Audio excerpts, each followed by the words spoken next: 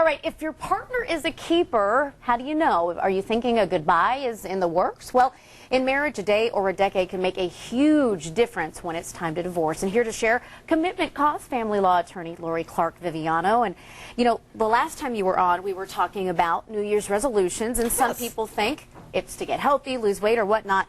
But you were talking about the big D.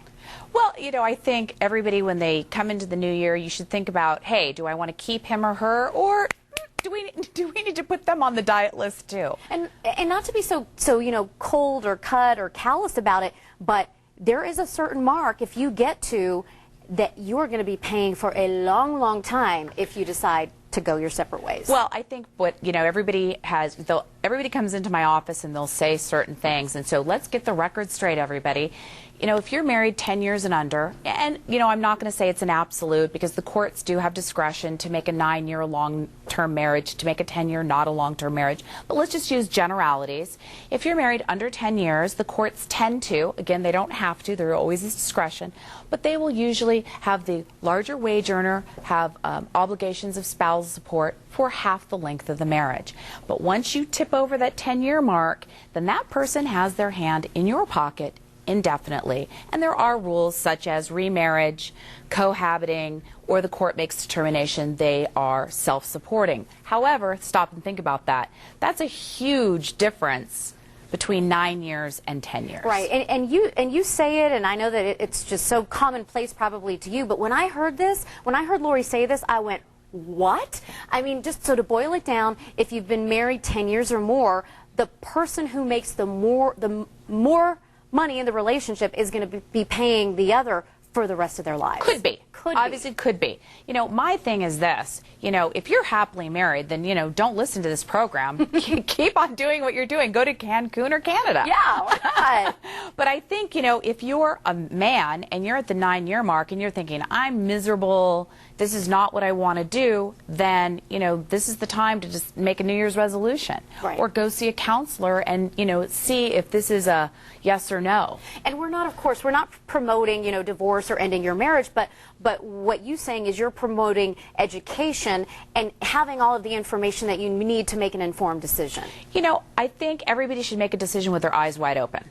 You know, that's my thing. And you're right, I'm not promoting. I know I'm a divorce attorney, but the first thing I say to someone when they walk in my office and say I want a divorce is, have you been to a marriage counselor? Have you been to your priest? Have you been to your rabbi? Have you talked to your best friend? Because obviously you loved this person, you may have children together. If you can have it work, then that's absolutely what you want to do. But if you can't, and you're at kind of this critical point, I think you need to think about putting it on your New Year's resolution, and not just those 10 or 15 pounds, but those big pounds. Yeah.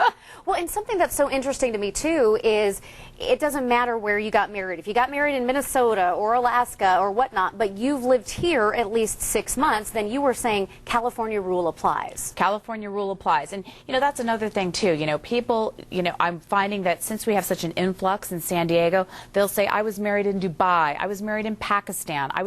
That's interesting. Laws don't apply. They apply here if this is where you have been residing and where your children are, and I could go on, and it becomes more complicated. But again, talking about generalities, if you've been here 6 months and both of you, you know, have enrolled your children in school and you have a job here, they are going to look to California, and California probably has some of the more liberal rules. So you were saying that there are certain specialized cases where maybe a couple has been married 8.5 years, but then a judge would say, well, no, we're going to classify this as a long-term marriage. They can. I don't know if they'll necessarily classify it as long-term marriage, but there's facts, and that's, I love what you said, education. Find out if you're one of those people that could fall into that category. You know, sometimes, I'll use you, you're nice, young, and beautiful, but oh, go on.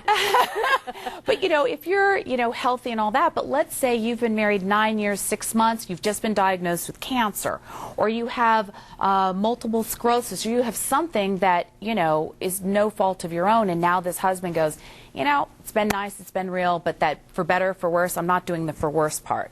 The court then can make that a long-term marriage. So I think education is always the best, and I'm just one of those people, it's the first of the year, you know, make this a good year, and if you're going to be single, do it, because if you file in January, February, March, April, After that, then you may not make your 6-month mark. Okay, I want to end on a positive note, if we Okay, can, great. because you, of course, you don't advocate or promote divorce. Do you have a quick positive story about maybe a couple that did separate and divorce, and then they found other partners they were better suited for? Oh my gosh, every day. Every day, every day.